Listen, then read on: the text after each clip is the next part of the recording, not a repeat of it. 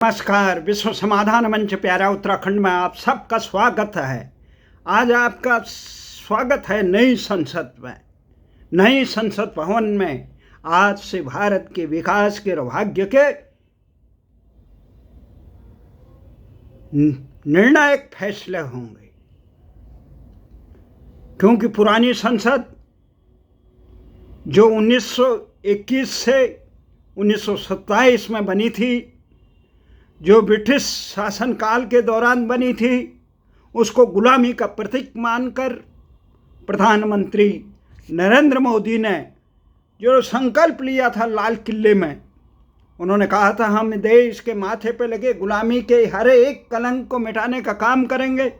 शायद उन्होंने उसी मंशा से, इच्छा से देश के स्वाभिमान की रक्षा करते हुए शायद नई संसद भवन का निर्माण किया युद्ध स्तर पर। और ये नई संसद भवन जो बनी है, ये 1 अक्टूबर 2020 में इसका शिलान्यास किया गया था, और ये 3 साल से कम समय में बहुत ही अति आधुनिक और भूकंप विरोधी से लेकर तमाम प्रकार के, और भविष्य में संसद संख्या में बढ़ोतरी को देखते हुए इसको बहुत सही ढंग से बनाया गया है। 1272 सांसदों के आसीन होने के लिए, उन्हें बैठने के लिए, देश का भाग्य निर्धारण करने के लिए, क्योंकि जो पिछली संसद थी जो 1921 से 1927 में ब्रिटिश साम्राज्य के तहत 83 लाख में बनाई गई थी, वो उस संसद में कुल क्षमता 790 की क्षमता थी। अब आने वाले समय में जब परिसीमन होगा, राज्यों का प्रतिनिधित्व सही उचित ढंग से होगा, तो इसमें लोकसभा के जो वर्तमान सदस्य संख्या है और राज्यसभा की 250 सदस्यों की क्षमता है पुरानी संसद में। अब नई संसद में 888 लोकसभा के सांसदों की क्षमता वाली और 384 राज्यसभा की क्षमता वाली संसद का निर्माण किया गया है। और आज ही गणेश चतुर्दशी के दिन, जिस दिन पूरे भारत आज गणेश विनायक जी को, विघ्न विनाशक के देवता गणेश जी को नमन करते हुए, राष्ट्र के कल्याण की कामना करते हुए नई संसद की तरफ और पुरानी संसद को अलविदा करते हुए प्रधानमंत्री नरेंद्र मोदी के नेतृत्व में तमाम सांसद नई संसद में विराजमान हो चुके हैं। सुबह से ये तमाम चीज़ें हुई, पक्ष विपक्ष, आरोप प्रत्यारोप चलते रहे। इस संसद जो उस समय पुरानी संसद थी,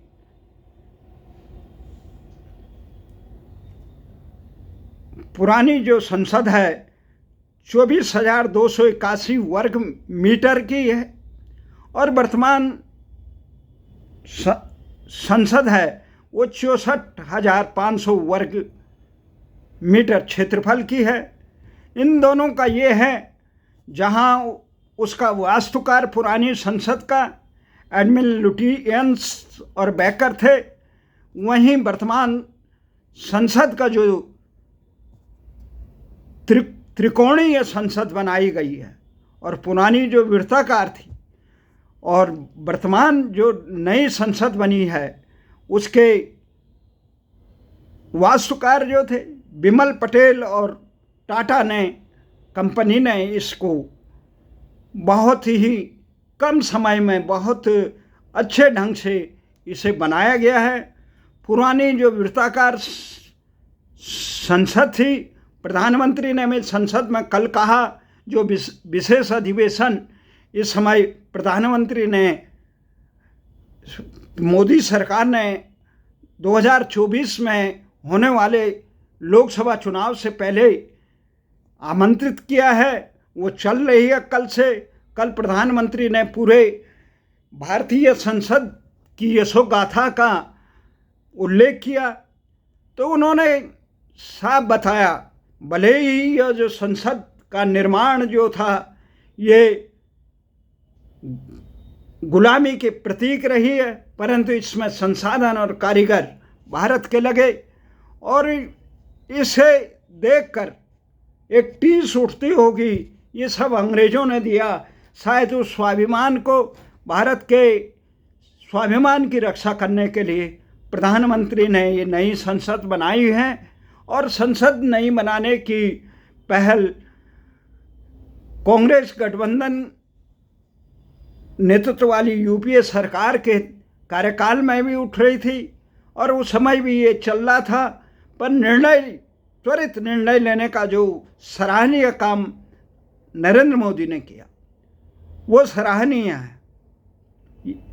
भले ही इसमें 1200 करोड़ रुपये लगे, और जो पिछली संसद है वो 64 योगिनी मंदिर के प्रतीक के रूप में जो वृत्ताकार संसद थी वो बनाया गया है।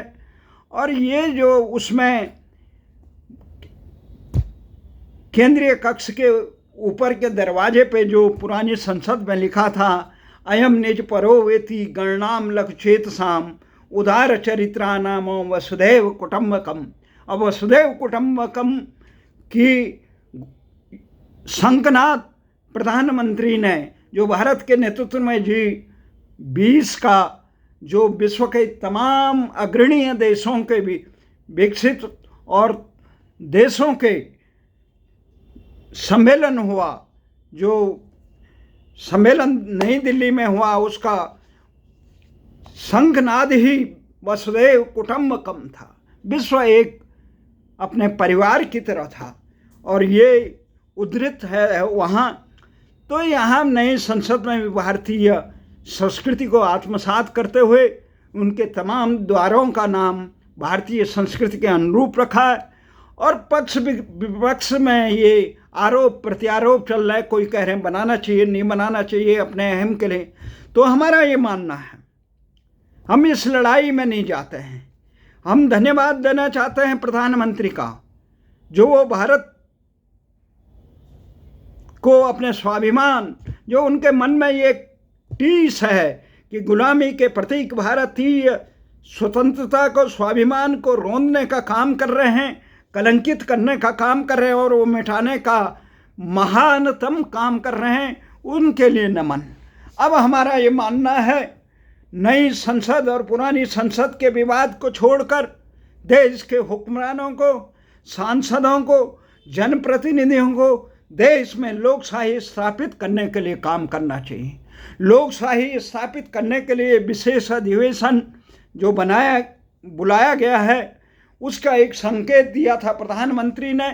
उसका संकेत ये दिया था, जो G20 की महाबैठक, विश्व के नेताओं की शिखर बैठक दिल्ली में थी, उसमें देश का पहली बार अंग्रेजों से मुक्ति की, गुलामी से मुक्ति के बाद पहली बार पूरे विश्व को भारत का नाम से देश की सरकार ने अवगत कराया, और वो था Bharat, India, that is Bharat. ये इस ढंग से तमाम जो संविधान में है, हमारा ये मानना है भारत भारत रहेगा। जो लोग एक तर्क देते हैं कि फिरंगियों ने या फारसियों ने वो सी को ह पढ़ते थे, ये सिंधु घाटी की सभ्यता से वो हिंद बोलिए, या इंडिया इंडस घाटी इंडस बोलिए। अरे उन्होंने क्या बोला? हमारा नाम क्या था? हमारा पैतृक नाम क्या था? हमारे पूर्वजों ने गौरवशाली जो नाम था उसको उन्होंने क्या बोला था? वो हमें हे ही मानते थे, कुत्तों से बदतर मानते थे अंग्रेज। उन्होंने इंडिया कहा, जिसको वो असभ्य समाज के लोग इंडियन को कहते थे, जो जारज पुत्रों को इंडियन कहते थे, जिनकी शादी चर्च के नियम के अनुसार नहीं होते उन्हें इंडियन कहते थे, असभ्य लोगों को कहते हैं। हम उनके द्वारा दिए हुए हे इनाम को क्यों आत्मसात करें, चाहे वो किसी प्रकार का नाम दे। हम तो अपना आज़ाद हो गए तो हमने अपना गौरवशाली जो इतिहास है, जो हमारे प्राचीन संस्कृति का बोध करता है, जो देश के को विश्व गुरु और महाशक्ति के ज्ञान के लिए रत था भारत, जो ज्ञान के लिए रत रहे वो भारत है, उस भारत को आत्मसात। अंग्रेजों ने क्या कहा, फारसियों ने क्या कहा, किसी और आक्रांताओं ने क्या कहा, इसकी तरफ नज़रअंदाज करते हुए हमें अपनी गौरवशाली परंपरा और देश के गौरवशाली नाम पे जोड़ना चाहिए। जो लोगों को गुलामी की दास्तां सीने पे चिपकाने और सर पे लगाने का वो है, उन्हें देखना चाहिए किस प्रकार से अमेरिका ने राष्ट्रमंडल देशों को तिलांजलि देकर उन्होंने कहा हम स्वाभिमान देश है, अमेरिका स्वतंत्र है, हम कॉमनवेल्थ के मेंबर नहीं बनेंगे। इस प्रकार की हुंकार बढ़ी। किस प्रकार से हिब्रू भाषा आज अभी होता है, अगर हम संस्कृत और हिंदी से लेकर तमिल तेलुगु भाषाएं भारत के संविधान की 8वीं अनुसूची में रखी भाषाओं को आत्मसात करते, उसमें रोजगार देते, उसमें शिक्षा देते, उसमें न्याय देते, उसमें सम्मान देते, उसमें शासन व्यवस्था चलाते, तो आज देश प्रतिभाहीन नहीं रहता, भ्रष्टाचारियों से युक्त नहीं रहता, देश की व्यवस्था पूरे संसार में विश्वगुरु रहता और आर्थिक संपन्नता रहती है। कितने भी महाबली बन जाओ, गुलामी की संस्कृति की जंजीरों से अगर न बंधे हो, अगर सांस्कृतिक विरासत के रूप में एकजुट न रहो, तो देश सोवियत संघ की तरफ बिखर जाता है। हमारा ये मानना है कि देश की सांस्कृतिक विरासत, देश की एकता और अखंडता, सनातन संस्कृति भारत की रही है, भारतीय संस्कृति भारत की प्राचीन मूल्यों की रही है। उनको जब तक हम मजबूत नहीं करेंगे, जब तक हम फारस की तरफ देखकर अपने नाम को फारस और अंग्रेजों के दिए हुए नाम को आत्मसात करने की बजाय हमें भारतीय नाम को करना चाहिए। हम धन्यवाद देना चाहते हैं भारत की माननीय राष्ट्रपति को, भारत के वर्तमान प्रधानमंत्री नरेंद्र मोदी को, जिन्होंने इस पीड़ा को समझा। भारतीय भाषा आंदोलन निरंतर कई सालों से 2013 से संसद की चौखट से लेकर प्रधानमंत्री के दरवाजे से लेकर प्रधानमंत्री के इंटरनेट माध्यमों से कोरोना काल के बाद निरंतर अलग जगाए हैं कि देश को 75 साल, एक तरफ देश आज़ादी का अपना 76वां साल मना रहा है, दूसरी तरफ देश अभी अपने नाम से वंचित है। संविधान में संशोधन करना पड़ेगा, देश को अपनी भाषाएं देनी पड़ेगी, भारतीय भाषाएं। हमें उस इजराइल की तरह सीखना चाहिए जहां इजराइल के शिलान्यास होते समय, इजराइल देश का बनते समय 1% लोग भी इस हिब्रू भाषा नहीं जानते हैं, लेकिन उन्हें मालूम था कि उनकी संस्कृति, उनकी सभ्यता, उनकी जड़ें हिब्रू भाषा में बसी है। उन्होंने हिब्रू भाषा को आत्मसात किया। जिस ढंग से टर्की में कमाल पाशा ने ये तमाम प्रकार के गठबंधन के इतने साल बाद रखा जाएगा, उन्होंने कहा आज ही के दिन ये समाप्त हो गया और आज ही हम टर्की भाषा को टर्की की भाषा बनाते हैं। ये तमाम चीज़ें हैं। संसार के तमाम विकसित देश अपनी भाषा में राजकाज करते हैं। किस प्रकार से इस देश में धर्मांतरण करने वाले ताकतें, कॉमनवेल्थ की ताकतें, भारत को जो हमेशा गुलाम बनाना चाहते थे, जो मैकाले के मानस पुत्र हैं, वो देश की आज़ादी को, वो आज़ादी के खुली हवा में सांस लेना नहीं चाहते हैं, वो देश में हमेशा अंग्रेजी थोपना चाहते हैं, थोपे रखना चाहिए। हम तो कहते हैं अंग्रेजी सीखो, फ्रेंच सीखो, जर्मन सीखो, जापानी सीखो, कोई भी भाषा में सीखो, लेकिन भारत की प्राचीन भाषा संस्कृत और हिंदी, तमिल, तेलुगु से लेकर जितनी 8वीं अनुसूची की भाषा है उनको सीखो। अपने प्रांतों में, प्रत्येक प्रांत में राजकाज को जो प्रांतीय भाषा में हो, देश की भाषा में हो, जो देश की जनमानस की भाषा में हो, तो इस प्रकार से अम्बेडकर जी की भी इच्छा थी कि संस्कृत को उसका गौरव, क्योंकि संस्कृत हमारी संस्कृति की आत्मा बसी है, उसकी संवाहिका है। तो संस्कृति भारतीय भाषाओं की एक प्रकार से माँ है और संसार की सबसे वैज्ञानिक भाषा है। तो हमारा ये मानना है, मैं बहुत बधाई देना चाहता हूँ प्रधानमंत्री जी, आपने देश की गुलामी की जो मानसिकता है उस पर एक स्पंदन कराया, उनको अपना आत्मबोध कराया कि जिस प्रकार से पवन सुत हनुमान को, बजरंग बली को समुद्र पार लांघते हुए लंका में सीता माता की सुध लेते समय जामवंत ने भगवान पवन सुत हनुमान को उनके आत्मबोध का बोध कराया। उन्हें कहा कि तुम हर जगह हर असंभव काम भी कर सकते हो, तुम्हारे पुराना इतिहास है तुम्हारा इतना बड़ा। वैसे ही भारतीयों की सुप्त प्राय गुलामी की जंजीरों में बंधे हुए भारतीयों को भारत की गौरवशाली नाम से अवगत कराने के लिए प्रधानमंत्री जी आपको धन्यवाद, आपकी सरकार को धन्यवाद। हमें आशा है इसी सत्र में आप ये भारत का नाम देंगे, भारत की भाषा देंगे, नहीं तो बहुत बड़ी बात है। हमारा ये मानना है नई संसद में करो या पुरानी संसद में करो, गुलामी की जंजीरों को तोड़ना श्रेयकर है। बेहतर है नई संसद में ये नई शुरुआत हो, देश को अपना नाम मिले, अपनी भाषा मिले, अपना संस्कृति मिले, अपना स्वाभिमान मिले, अपनी व्यवस्था मिले।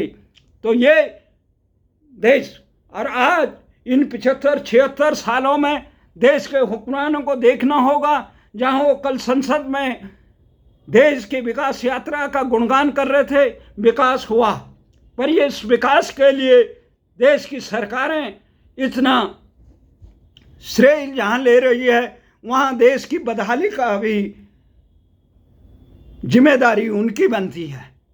उनकी इसलिए बनती है, आज 76 साल बाद हम देखते हैं देश के आम नागरिक के पास न शिक्षा, चिकित्सा, न्याय, रोजगार, सम्मान और शासन से वंचित है। आखिर इसके क्या कारण है? आप वातानुकूलित संसद में बैठिए या आसमान के खुले नीचे, आपने जनता को क्या दिया? आज शिक्षा देश में व्यापार बन चुकी है, चिकित्सा देश में व्यापार बन चुकी है, न्याय देश में व्यापार बन चुका है। आम आदमी न्यायालय की तरफ नज़र भी नहीं उठा सकता है। आप शासन प्रशासन देश से कोसों दूर हो।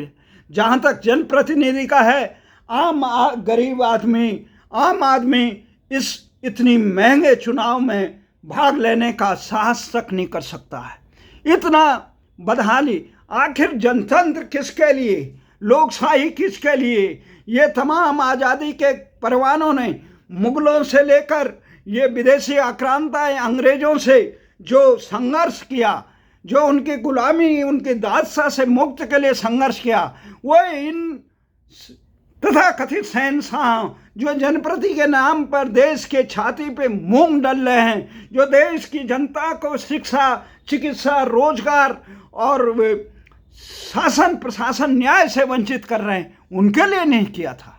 ये इनके पेंशन के लिए नहीं किया था। इनके लिए अगर आप देश के सैनिकों को अग्निवीर बनाते हो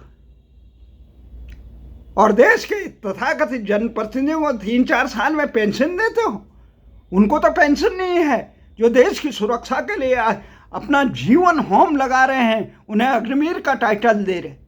इस प्रकार की योजनाएं नहीं बननी चाहिए। देश में कराधान को सरलीकरण की जगह जटिलीकरण कर दिया गया है। एक कराधान के मक्कड़ जाल में देश का आम व्यापारी से लेकर आम जनमानस एक चीज पर कई बार टैक्स दे रहा है। ऐसा सरलीकरण देश में उचित है। इसलिए हमारा ये मानना है, शासन नई संसद में बैठो या पुरानी संसद में बैठो, पर लोगों के दिलों में बैठो। जनता, लोकशाही जनता द्वारा जनता के लिए होनी चाहिए। अगर जनता के लिए क्या है, जब आपका शासन शिक्षा, चिकित्सा, रोजगार जो किसी देश का प्राणवायु है, देश के आम जनता, आपका प्रति व्यक्ति पर कैपिटल इनकम कितनी गई ये महत्वपूर्ण नहीं है। आपकी जीडीपी कितनी गई ये महत्वपूर्ण नहीं है, सकल घरेलू उत्पाद और प्रति व्यक्ति आय ये महत्वपूर्ण नहीं है। कल्याणकारी शासन और कल्याणकारी व्यवस्था है या नहीं है, आम आदमी को न्याय मिलता है नहीं मिलता है, रोजगार में पक्षपात है या नहीं है, रोजगार आम आदमी, यहाँ बेरोजगारी का कितना प्रतिशत दर बढ़ चुकी है, लाखों पद सरकारी विभागों में खाली हैं पर बेरोजगारों को की भर्ती नहीं की जा रही। ये कल्याणकारी व्यवस्था है। रोजगार दिलाना और ठेकों पर ठेकेदारी से देश की न्याय व्यवस्था बिल्कुल चरमरा गई है, कल्याणकारी व्यवस्था चरमरा गई। इसलिए हमारा मानना है इस प्रकार से अगर सरकार कम से कम अगर सबको सरकारी नौकरी नहीं दे सकती है तो ये तय अवश्य कर सकती है लोगों को न्यूनतम मजदूरी तो मिलनी चाहिए। सरकारी विभागों में किस प्रकार से केवल चंद सरकारी लोगों को महंगाई दर बढ़ा दिया, ये भत्ता बना दिया, 7वें वेतन आयोग 8वें वेतन है, और आम असंगठित क्षेत्र के लोगों के लिए कुछ कल्याणकारी व्यवस्था है, उनके लिए महंगाई नहीं है, उनके बच्चे देश के नागरिक नहीं है, वो देश के भविष्य नहीं है, कौन करेगा? शिक्षा केवल दुकानदारी बन चुकी है। इन निजीकरण शिक्षा, चिकित्सा और न्याय से लेकर अत्यावश्यक चीज़ों में निजीकरण नहीं होना चाहिए। ये सरकार की जिम्मेदारी है व्यवस्था कल्याणकारी बनाने की, नहीं तो देश में अराजकता हो जाती है। तो इसलिए हमारा मानना है देश में स्वाभिमान की बात हो, संसद एक तरफ पाकिस्तान सीमा पर जम्मू कश्मीर में अनंतनाग से लेकर राजौरी से लेकर वहाँ हमारे सैनिकों को, आतंकियों को भेजकर हमारे सैनिकों के सीने छलनी कर रहा है, और वहीं भारत सरकार क्रिकेट कंट्रोल बोर्ड, ये क्रिकेट कंट्रोल बोर्ड क्या होता है? आतंकी से खेलने के लिए होता है। देश में जिनमें प्रेम मोहब्बत है जो उनके साथ खेल होता, आतंकियों से खेल नहीं होता। पाकिस्तान से क्रिकेट खेल 2 टके के लिए देश के स्वाभिमान को रोंदने का काम, ये नहीं होना चाहिए। इसलिए हमारा ये मानना है आप कल्याणकारी व्यवस्था होनी बहुत ज़रूरी है। देश के आम लोगों को शिक्षा, रोजगार, न्याय मिले, ये देखना संसद की व्यवस्था है। संसद आम आदमियों के लिए, इसलिए आम जनता जो संसद के प्रति उदासीन हो गई। आपकी संसद में केवल हाय हल्ला के अलावा कुछ नहीं होता है। क्या हुआ? 75 साल से नाम नहीं दे पाए, भाषा नहीं दे पाए, आम जनता को शिक्षा, चिकित्सा और न्याय से वंचित कर दिया, रोजगार नहीं दिया। आप किसकी समझ? चीन से लेकर पाकिस्तान को जैसे शत्रु राष्ट्रों को शत्रु राष्ट्र घोषित कर, आपको वहाँ पे आराम से बैठने के लिए, आपको पेंशन पोस्ट देने के लिए ये संसद नहीं बनाई। लोगों ने अपनी कुर्बानी इसलिए नहीं की, पक्ष के हो या विपक्ष के हो, तुम्हारे सत्ता लोलुपता के लिए, अहंकार के लिए, हनक और सनक के लिए संसद नहीं है। जन कल्याण के कर्तव्यों को निर्वहन करने के लिए संसद है।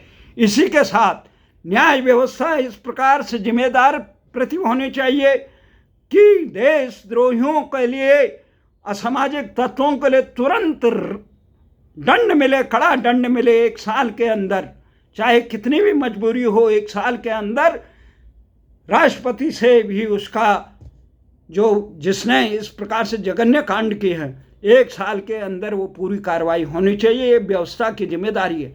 ये छुट्टियों के लिए नहीं है, ये वेतन भोगों के लिए नहीं, ये देश सेवा का बहुत बड़ा व्रत है, ये अभियान है। इसीलिए हमारा ये है कि नई संसद में गुलामी के ये दंश से मुक्ति का एक और किला ढहाने के लिए, गुलामी के प्रतीक को मिटाने के लिए प्रधानमंत्री को हम धन्यवाद देना चाहते हैं और आशा करते हैं वो जल्दी से जल्दी जितने भी शेष कलंक हैं उनको मिटाने का काम करें और संसद को जन कल्याण की संस्था बनाए। जय हिंद, जय भारत, वंदे मातरम।